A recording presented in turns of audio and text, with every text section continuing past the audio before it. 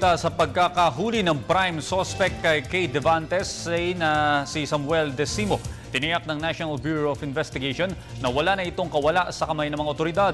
Ito'y matapos niyang aminin na siya ang sumaksak sa biktima. Balita mo kami, Noel Perfecto. Pinagdiinan ng NBI investigators na wala ng kawala ang primerong na si Samuel Decimo sa kasong pamamaslang kay Cristel Kay Devantes matapos na aminin nito na siya mismong sumaksak sa lupaypay ng biktima na naunang sinakal ng iba pang suspect gamit ang kordon ng laptop na pag-aari ng biktima. Ayon kay Assistant Regional Director Vicente de Guzman, si Decimo ay nadakip ng mga kinaukulan sa follow-up operations na ginawa ng mga ito sa tulong na rin ng mga kapitbahay ng suspect. Na-recover rin ng mga investigators ang laptop, 2 cellphone ng biktima, ang wig na ginagamit ng mga suspect at ang isang kutsilyo na hinihinalang ginamit sa ibang krimen. Nung maaresto po namin siya,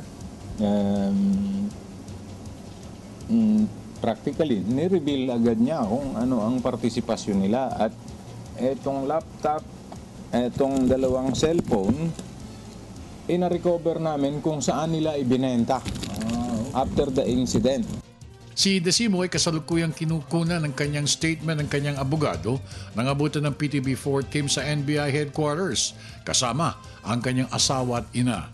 Samantala naman si Regional Director Virgilio Mendez na hindi na magtatagal at makukuha na rin ng mga otoridad ng NBI o PNP ang iba pang mga kasamahan ni Decimo matapos na sumuko kamakailan ng isa pang suspect na nakilalang si Jojo Diel. Sa kasalukuyan, target ng kinaukulan ng iba pang mga suspect na kilala sa bansag na Jorek, Jomar Pepito at isang Bashir. He has expressed his desire to cooperate in the final solution of this case. Nasa kustodiya na rin ng mga otoridad ang ginamit na pulang Toyota ng mga suspect. Para sa Telebisyon ng Bayan, ako naman si Noel Perfecto. Samantala, upang bigyan tayo ng update hinggil sa investigasyon sa Kay Devantes slay, babalitaan tayo live via phone patch na ating kasamang si Noel Perfecto. Magandang umaga, Manong Noel.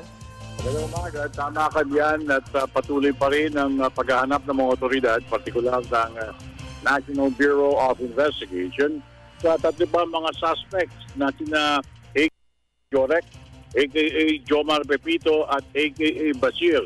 Ayon sa mga otoridad kay Regional Director Virgilio Mendez at Assistant Regional Director Vicente de Guzman, manhunt ang pinalabas mismo ng NBI para matukoy ang kinalalagyan ng 3.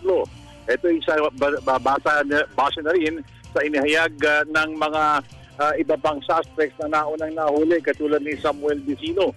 Si Samuel Decimo, if you recall, ang siyang mismong sumaksak dito sa biktimang si Cristel Kay Devantes ng maraming beses sa kanyang leeg nang bago ito maitali ng tali ng laptop ng mga kaibigan ang mga kasamahan nito mga suspects.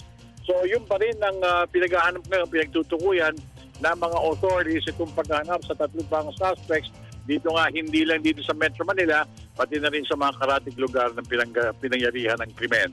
Yun muna, ulat, kasama pa rin si Barry Umol at Erwin Navarro, Noel Perfecto, Telebisyon ng Bayan.